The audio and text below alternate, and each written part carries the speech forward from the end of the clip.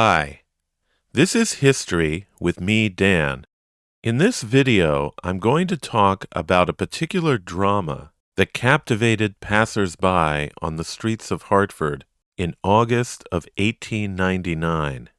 The circumstances were the demolition of the Pearl Street Congregational Church, the most notable event being the pulling down of the heavy capstone and upper portion of the church's spire on August 26th. This was quite an engineering feat at the time, and the man who accomplished it, William F. O'Neill, was proud enough of what he had done that he used a photograph of the pivotal moment in his advertisements as a mason, builder, and contractor. So in this video, I'm going to start by giving some brief background about the church, and then we'll go through the events of that August of 1899 as it was covered in the newspapers the Hartford Courant and the Hartford Times. During those weeks, there was a lot of interest and speculation into how the capstone would finally be brought down.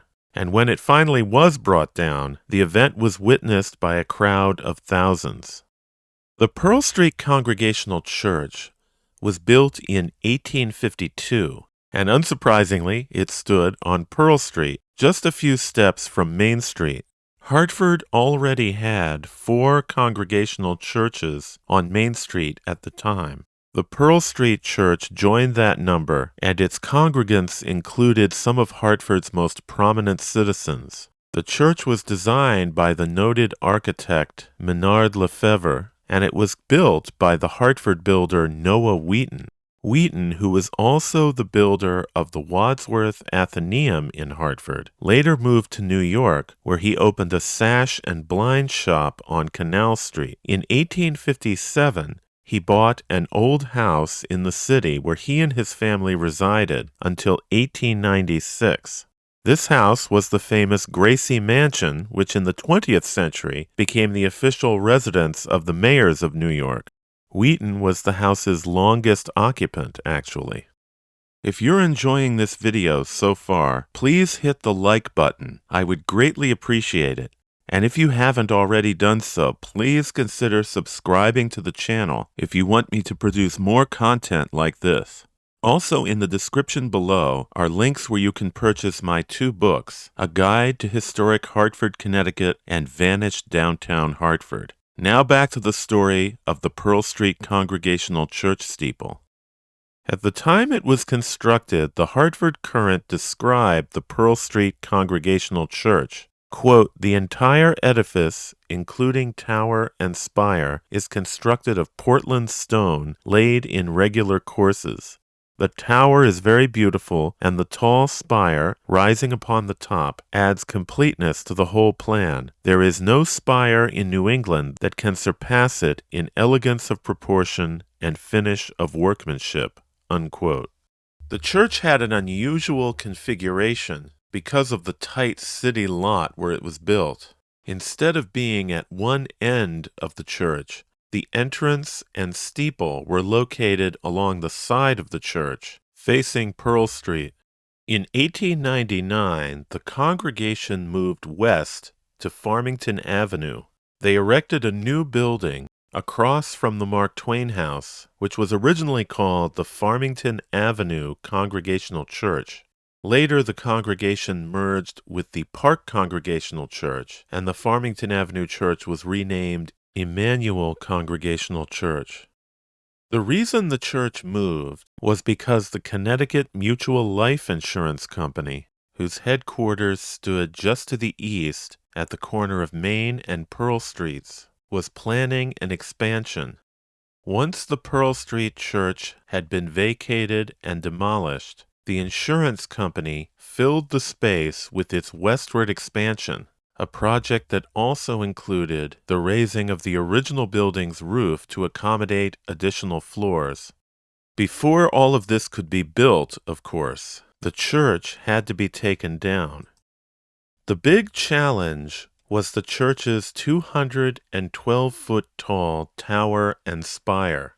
Near the top of the spire was a heavy capstone that would be challenging to bring down safely. In fact, years before, the original capstone had fallen down during a severe storm on December 10th, 1878.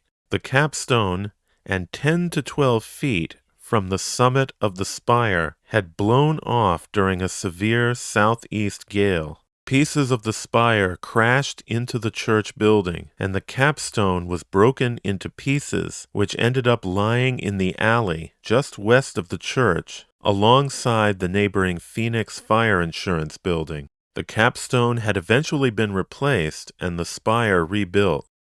On July 17, 1899, when the time was approaching for the capstone to again be returned to Earth, the Hartford Courant noted, quote, "The delicate and finely proportioned spire has long been admired. Senator Hawley, who has had the good fortune to occupy in his life a number of high positions, once sat for a few moments upon the very capstone which is at the top of that needle-like structure.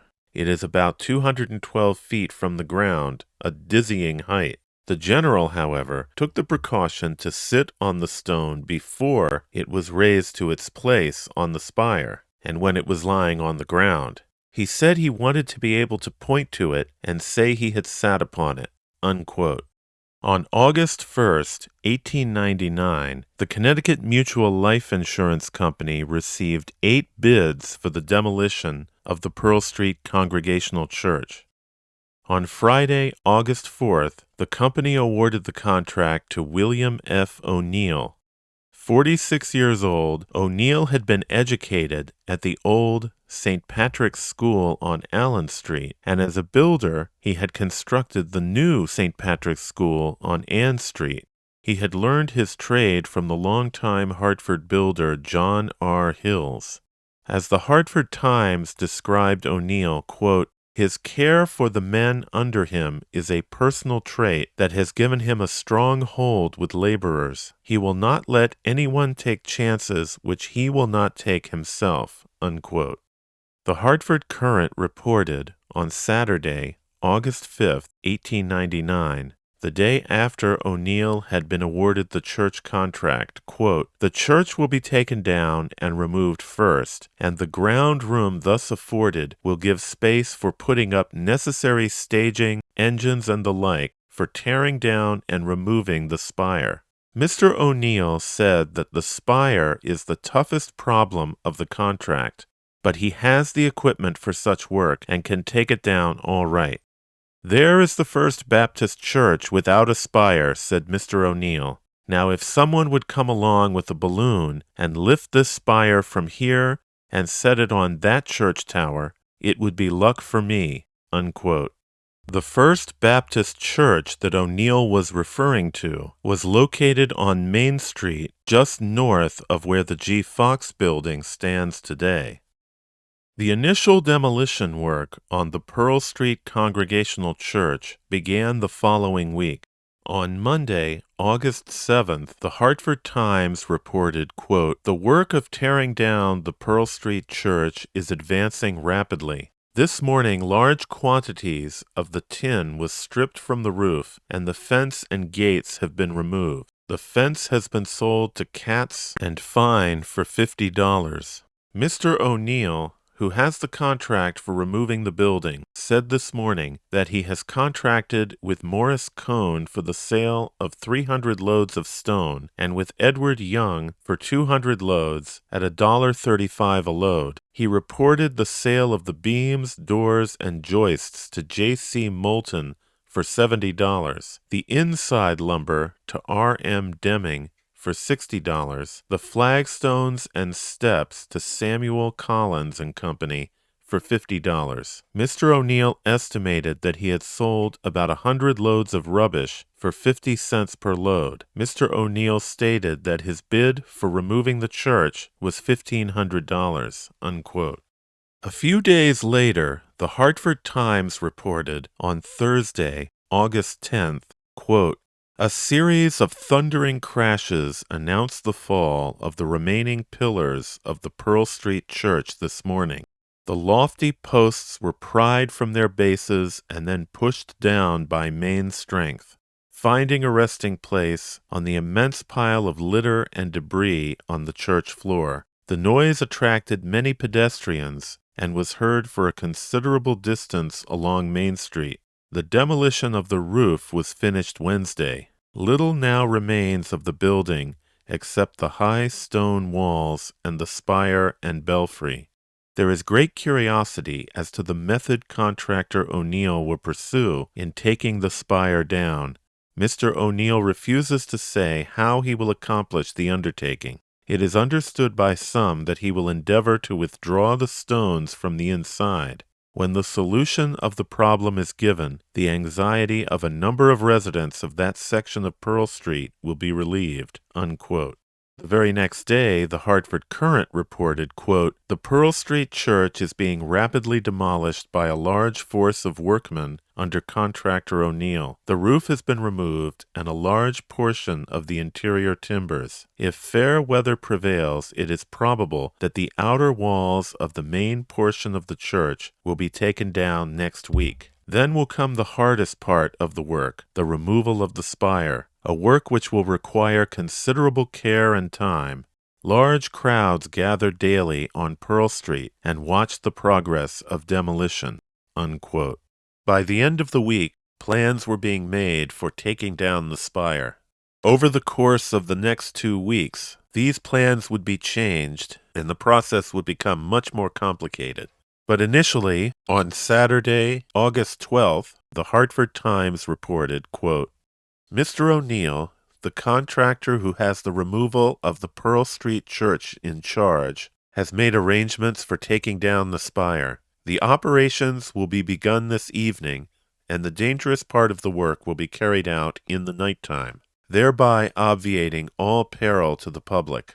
The spire will be ascended by workmen from the outside and a scaffold erected near the top. From this scaffold, a block and falls will be arranged for lowering the stones, and this system will be followed in descending for a distance of 35 feet, the scaffolding being lowered by stages to suit the surroundings. Mr. O'Neill says the hardest and most dangerous part of the work has been done in removing the roof." Unquote. But by the middle of the following week, plans were already being adjusted, as the Hartford Courant reported on Wednesday, August 16th, quote, "The Pearl Street church spire will literally be thrown down, possibly today, by John Kiffe, who is known in these parts as Steeple Jack. Mr. Kiffe has been working at the contract for the past 2 or 3 nights, and possibly by this morning he will have ready his apparatus to begin the work of taking down the upper portion of the spire, in accordance with his contract with Mr. O'Neill, who is tearing down the church. The upper part of the spire is of solid masonry. That is, there is no well, as there is in the lower section.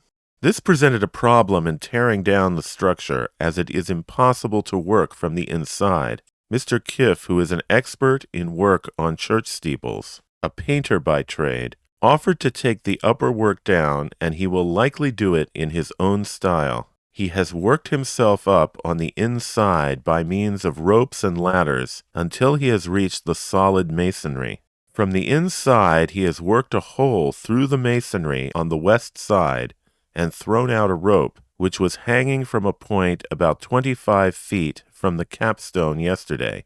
At this opening he will work until he has made it large enough to get through, and he will then begin his work upon the outside. He will still be about 25 feet from the top, and he will be obliged to work his way up by pegging and loops of rope until he gets as high as he wishes to go. He will then pull up after him a light scaffolding with iron braces set at an angle, and standing upon this scaffolding he will be able to loosen the capstone and throw it down. The capstone off, it will be a comparatively easy matter for a man with a level head, not fazed by great heights, to demolish the remainder of the spire by throwing down the stones, which it is expected will be taken down readily. The east wall of the church was torn down bodily yesterday afternoon, a hitch having been made about it, and a steam engine set at work to do the pulling. It came down with a crash, and raised a tremendous cloud of dust. The walls of the church are of rough masonry behind a veneer coating of brownstone, and the mortar, which has been in them for over 42 years, crumbles in the hands easily. It should, by all precedents of good masonry, be hard as a rock, but lime was expensive in the days when it was built. The spire, which is really a beautiful piece of architecture to look at, is of the same construction as the church walls, a rough lining wall with a veneer of brownstone.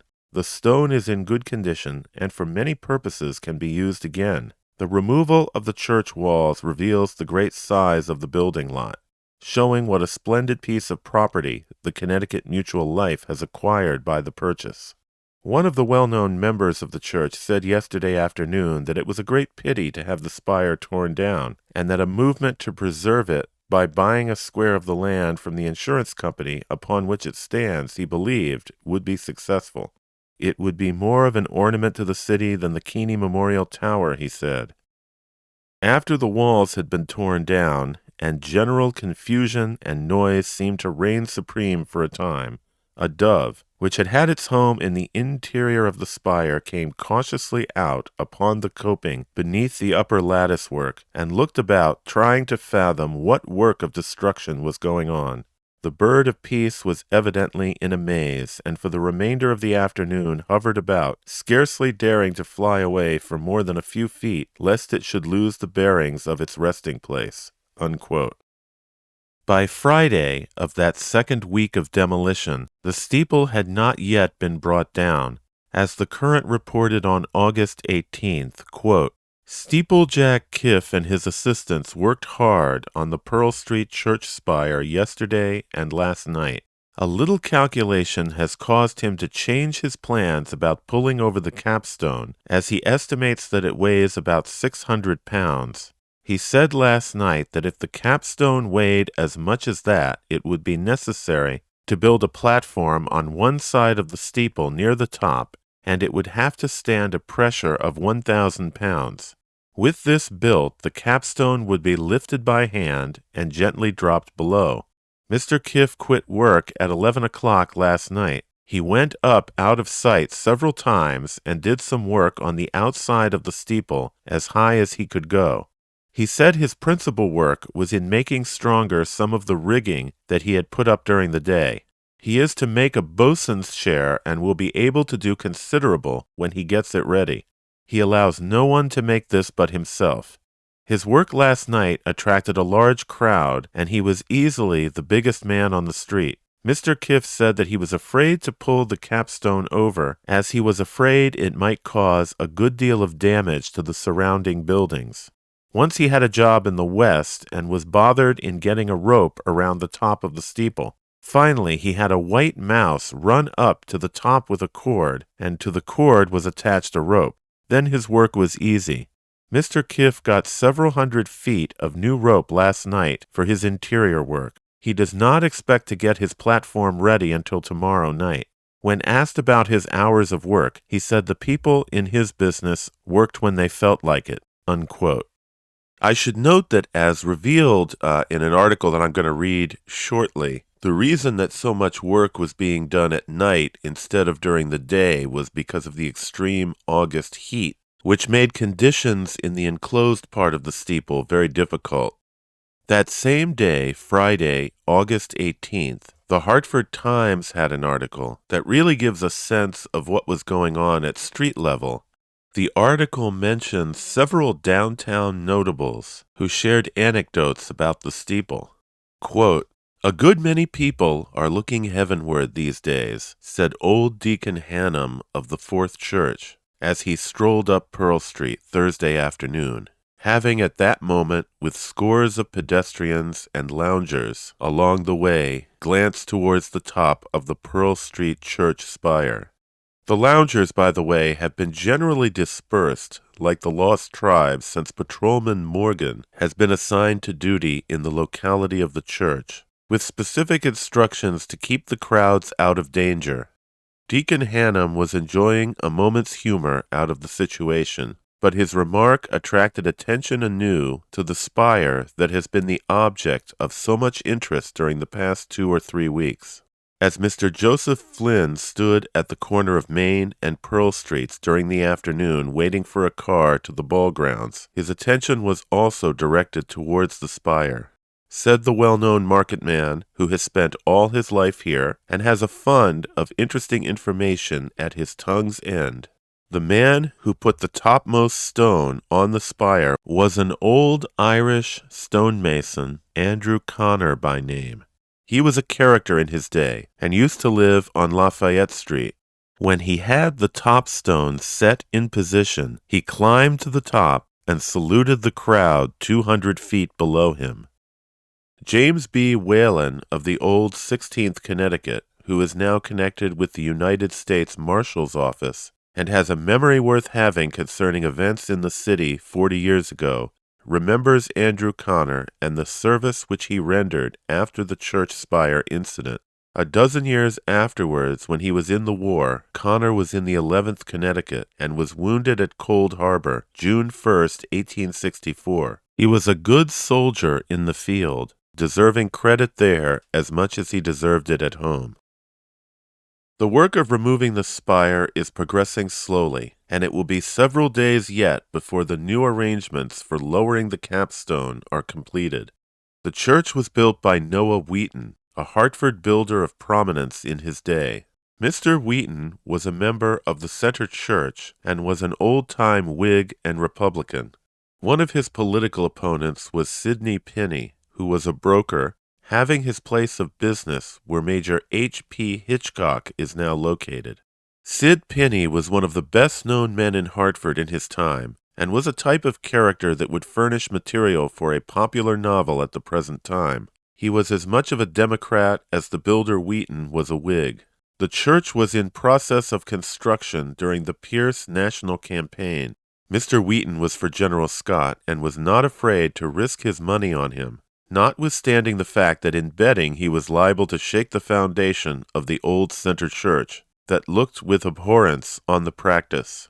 In the heat of the presidential campaign, the two men made a bet of $1,000 on the result. Naturally, at that time, Sid Penny won the amount, and it was paid over to him by Wheaton, who was then building the church. Penny took the money in his hand, and holding the roll of bills in the air, made a tour of the square, declaring along the way that he had made $1,000 out of the gospel block.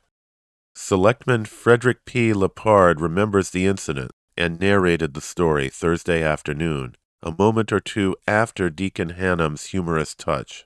The air has been full of stories relative to the old church for days, but none of them have excelled Selectman Lepard's as showing the types of human nature that made Hartford so interesting a place 50 years ago." Unquote. The following day, Saturday, August 19th, the Times described the complex procedure that O'Neill had devised for bringing down the steeple, which would happen 1 week later. The article also included a diagram of O'Neill's setup. Quote, "Contractor O'Neill, who is removing the Pearl Street Church, formulated a new plan Friday for taking down the spire, which will be carried into effect in a few days. He has abandoned the project for the erection of a scaffold at the apex of the spire, from which the stone would be lowered by block and fall. The new plan involves the placing of a heavy chain about the spire midway between the apex and the place where the open cone in the inside of the work begins, that is, some 18 feet below the capstone. The spire from the capstone is of solid masonry for a distance of 35 feet downward. At that point, an open cone in the spire is reached. A few feet below the open cone, additional chains will be fixed, encircling the entire stonework. Plank of substantial strength and dimensions will also be fastened to the spire and firmly bound in the neighborhood of the solid masonry, but not extending to it. On the surface, towards the Connecticut Mutual Life Building, an opening is to be cut in the stonework, 4 by 2 feet in dimension. From the lower section of the opening, an ordinary jack is to be extended to the upper surface of the opening. Between the jack and the upper edge of the aperture will be placed a plank of yellow pine, say 2 inches in thickness, and held firmly in position by turning the screw. There will be no difficulty up to this point in the work. After the opening is made, the outside of the stonework is to be cut into for some distance, admitting of a leaning of the solid masonry of the spire towards the east as soon as the jack lessens its pressure. Before this part of the work is completed, a guy rope will be attached to the upper chain that is to encircle the spire and by means of block and fall connected with the engine on the grounds. The guy rope and attachments will be made fast to the engine from the northeast corner of the church site. This will give an immense purchase the moment the force from the engine is applied. The removal of the jack will be accompanied by burning the yellow pine plank, which it is to hold in place at the upper part of the aperture. Before the men leave the work for the last time, taking the descent down the spire, the pine plank will be thoroughly saturated with kerosene, greatly increasing its inflammability. It is calculated that 15 minutes will be required for the burning of the plank, sufficiently for the solid masonry of the spire to be thrown out of plumb. In this time, every man will be out of the spire and safely landed on the ground. At a given signal, the power from the engine will be applied by means of the guy rope extending from the ground to the upper chain. The gradual leaning of the tower and the long haul from the engine will result in overthrowing the solid masonry. The fall of the work will be towards the old floor of the audience room. The greatest precaution will be taken in executing the plans, avoiding every particle of danger that can be foreseen. The diagram shows the plan as it has been formulated by contractor O'Neill. The first work on the aperture will be slow on account of the impossibility of working more than half an hour at a time. The heat at the top of the cone in the inside of the spire is so great that a man cannot endure it beyond a few minutes at a time. Even the opening that has been made for the ropes now suspended from the outside does not perceptibly decrease the heat, the draft not being sufficient yet to carry off the hot air." Unquote. The article goes on to say that Steeple Jack Kiffe had a hard time cutting through the stone of the steeple. O'Neill had decided on the plan that he would use for bringing down the top of the steeple, but as with any such project undertaken in full public view, a lot of people had their own opinions. The following story appeared in the Hartford Times on Monday, August 21st. Quote, "The work on the spire of the Pearl Street Church is the topic of general conversation with builders in the city, and the plans for its removal have been extensively discussed. A prominent builder was seen by a Times representative Sunday evening in regard to the project now being carried out for the tearing down of the spire, and learned from him that the general feeling is in favor of the erection of a staging as the safest way for demolishing the structure, which is more than 200 feet from the level of the street.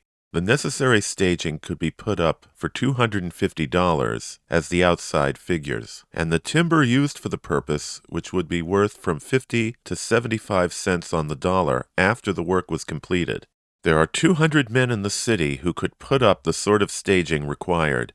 There is no great difficulty in getting men to go up 200 feet when the staging is reliable.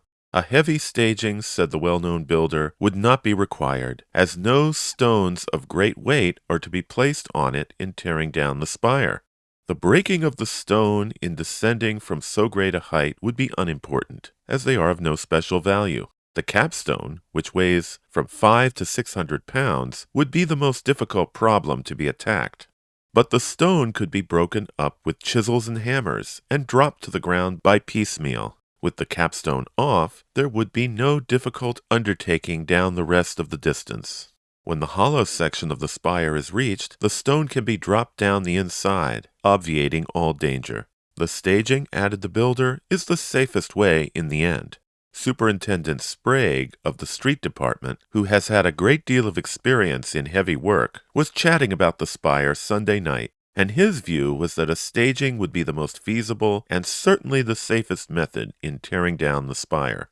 He says there is no telling where a stone spire will light when it once gets started. President Edward Balfe of the Balfe Company expressed views that are worth considering. He expressed a doubt concerning the ability of the hollow portion of the spire to resist the pressure that will be made upon it when the 35 feet of solid masonry surmounting the open cone is hauled over. There will be a period, long or short, as the case may be, when the bulk of the solid stonework will rest on the beveled edge of the spire, which is to be made by cutting. Should the chain break at that instant, or the planks surrounding the spire prove ineffective, the stonework below the base of the solid section might be pressed out by the tremendous pressure. That would involve danger that cannot be easily calculated. The danger of breaking chains is always an imminent one. The greatest number of precautions will be required in any plan that contemplates toppling over the spire." Unquote. Despite these concerns, however, O'Neill would press forward with his own plans. The work continued on in a busy city where there were other potential dangers, as the Hartford Courant reported on Tuesday, August 22nd, quote, "A runaway team belonging to DeForest Sellew, the builder, created some excitement yesterday morning. The horse, a large black animal hitched to a business wagon, was standing in front of J.L. White's paint shop at number 183 Asylum Street and took a notion to run. Away the animal went, up Asylum, down Trumbull, and up Pearl Street at a good clip. As he neared the ruins of the Pearl Street Church, many of the watchers of the steeple work shuddered as they thought what might happen when the horse reached Main Street, which was just then badly blocked with teams near the corner and with many foot passengers, trying to wend their way between the teams and bicycles. The horse suddenly slacked up and stopped for no apparent cause. When bystanders reached his head, they found that the lines had dropped from the dash and the horse had stepped on them, which had brought it up standing. The animal was soon secured, to the great relief of the crowd of anxious watchers." Unquote. The following day, Wednesday, August 23rd, the Hartford Times reported on the continuing work on the steeple. Quote, "The steeple climbers placed the second chain in position this morning, fastening it below the base of the solid portion of the spire. The removal of the stonework arranged for by contractor O'Neill will occupy some time, as the men cannot work as rapidly at the height of 175 feet as they could on the ground. As soon as the hole through the spire is cut and the jack and timber taken up, Mr. O'Neill will begin the work of weakening the spire. In the first place, the structure will be raised by means of the jack sufficiently to disconnect the northeasterly face of the spire from the conework on which the solid section rests.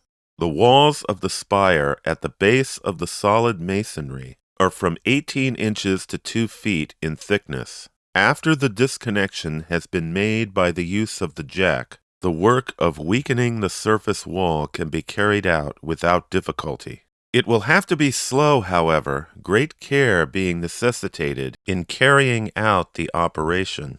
The spire is to be bound with wire coil in addition to the chain, the coil being stronger and at the same time less difficult to manage." Unquote. On Thursday, August 24th, the Hartford Times reported, quote, "The work on the Pearl Street spire was suspended this forenoon for the time being on account of the storm. An attempt was made at the outset this morning to raise some of the plank which are to be used on the outside in getting ready for the work, but it was given up owing to the rainfall.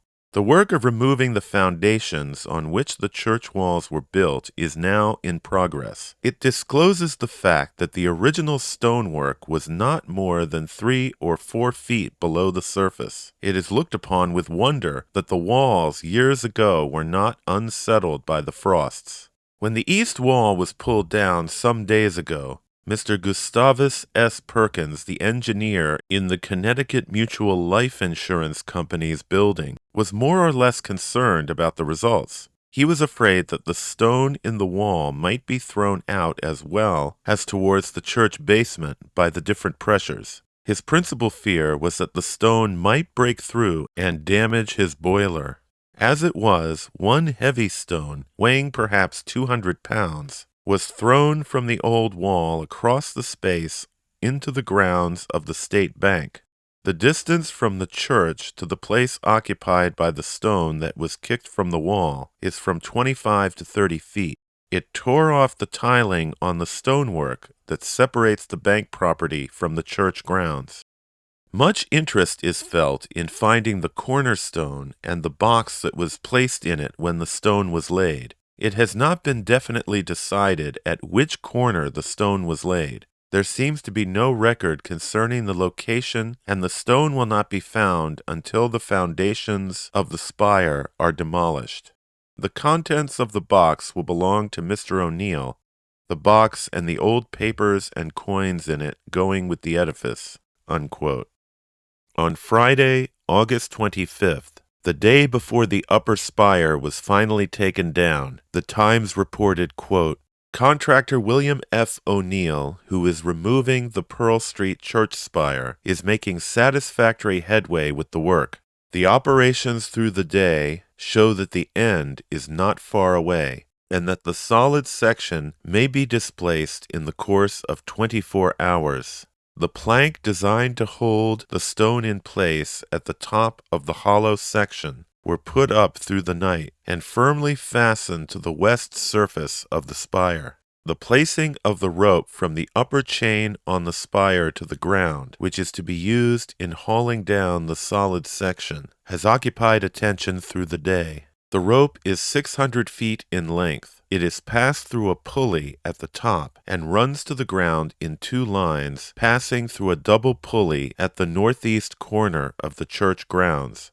A hole has been cut through the brick wall dividing the church and State Bank property, and solid plank placed in position for the pulley connections. The planks are so arranged that a heavy strain can be supported without difficulty. From the double pulley, the rope is to be attached to the engine, which stands near the street line, where the power will be applied. The opening in the spire was made last night, showing the removal of the first stone from the high elevation.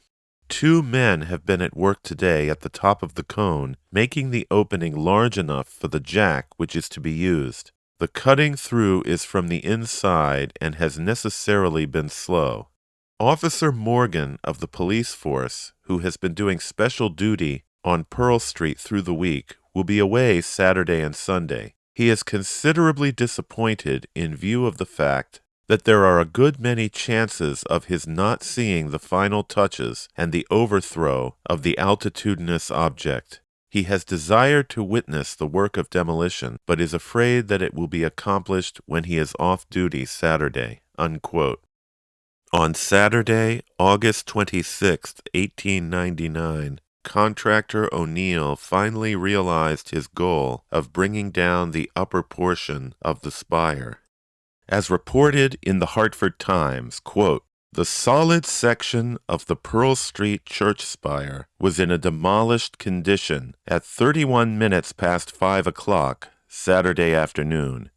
The fall was witnessed by thousands who had gathered in the streets and in the windows of adjoining buildings. The roofs of neighboring blocks were also occupied by interested spectators.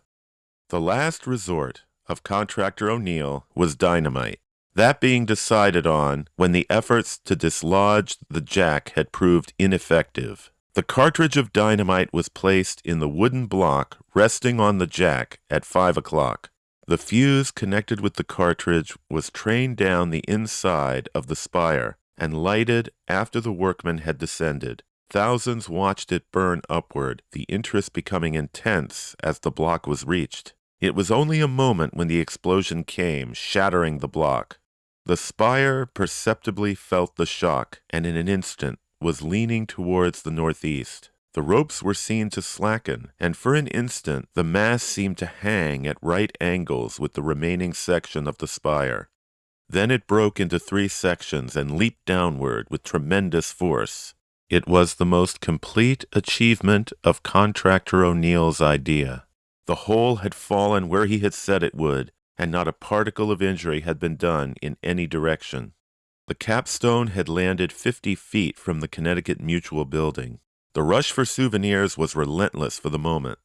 The gold-tipped lightning rod, which had been sold to Mr. Terence I. Campbell was seized and some parts of it carried off. The capstone was broken into sections, and one of these was secured by ex-alderman Matthew Hogan.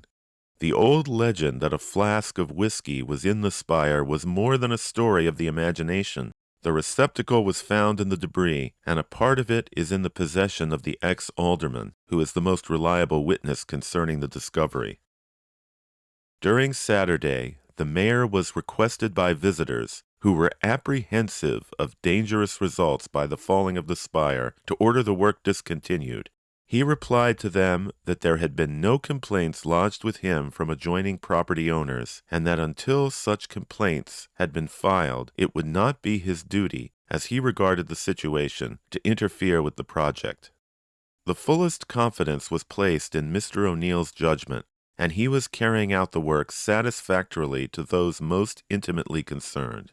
Mayor Preston felt that interference was entirely uncalled for from him as the chief executive of the city.